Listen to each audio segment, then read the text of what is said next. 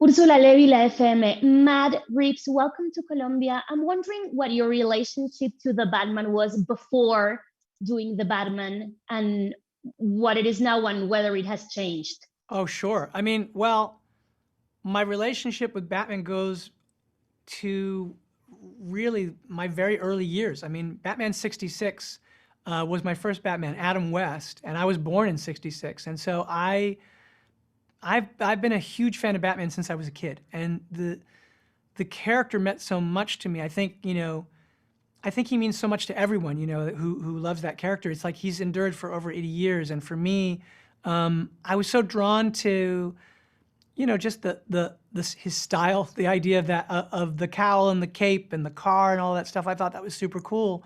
But I think, obviously as I grew up and they started making sort of, the Burton movies and then the Nolan movies, like watching the evolution to me has been really exciting. And for me, I think taking on the character was very daunting because everybody has their own version of the character in their head, right? Of course, yes. And the films, there've been great movies, and so it's not like you're just doing, oh, okay, it's just a Batman movie. It's like, oh my God, it's a Batman movie. You feel like you're entering into a kind of hallowed space, and I think my relationship sort of changed in that what for me is exciting as a filmmaker is to think about how certain stories, if you're going to do a genre story, they allow themselves.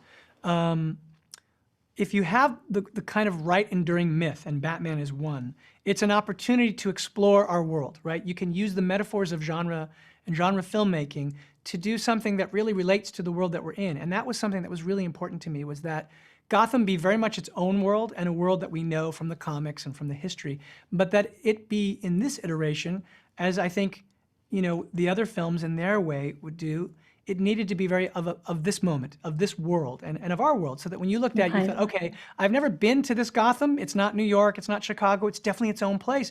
But I feel like this is a city somewhere in our world that I've just never been to before, and that it would relate to people's lives, even down to the idea of the sort of, the disturbingly, the nature Matt, of like. I lost you. Okay. Oh, did you lose me? Oh yeah, you're frozen. There. Can you hear me? You are frozen too. Oh, okay. We're both frozen. Let it go. Let it go. Okay. No. I was just listening to you. Okay. I lost you at Gotham City, which is weird. Oh yeah, at Gotham City. Well, no. All I was just saying is just that I wanted us to create a Gotham City that was a new Gotham City and a distinctive Gotham City, but also a city that was very much not one of the cities that you could recognize. I didn't want you to look at it and go, oh, I guess Gotham is New York or Chicago, but I wanted it to be very much connected to our times, because I think that's the point. Anytime you do a Batman story, you want to be able to bring it into the present so that it relates to people's lives. And so for me, I think that's how my relationship to the character changed, is that I saw an opportunity to explore something personal. Let's talk about your take on the character. Let's talk Kurt Cobain.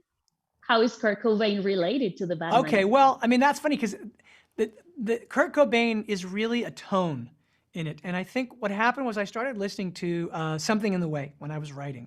And there was something in that tone that spoke to me about this idea, not of Kurt Cobain directly, but of the tone of his music. And the idea really, I guess, of him being kind of a rock star who I kind of remember as being somewhat of a recluse, right, to a degree. Like, he had an interesting relationship to fame. And I thought, well, that's an interesting way to think of Bruce Wayne, to not make him literally Kurt Cobain, but that vibe of him having this kind of edgy rocker, sort of tortured vibe about a guy who, we'd seen the version of Bruce Wayne that was sort of the playboy and the one who sort of drove a Maserati. And I thought, well, there's another reaction that you could have to the death of your parents and to being Bruce Wayne, which is this idea that if he was a member of, let's say, the Kennedys or like the royal family, and that in the wake of all of that, he couldn't really take the weight of being under the storied name Wayne, and that he would kind of withdraw and become sort of like somebody who, like if you saw him, it would be like a kind of fabled sighting, like, oh, I think I just saw Bruce Wayne, like it was a rare thing. It was like seeing Howard Hughes.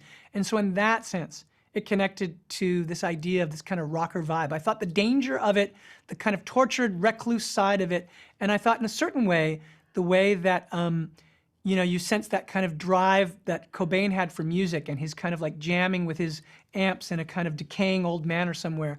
I thought that related to a rock and roll version, really, of Bruce Batman. That he didn't have it wasn't music in his case. It was being a vigilante and working, you know, building that car, being a bit of a gearhead, and him just really being a loner in that way. So that's kind of, there's an essence. It's not that he's based on Kurt Cobain, but there is a kind of spiritual connection, I think, to the music and the tone.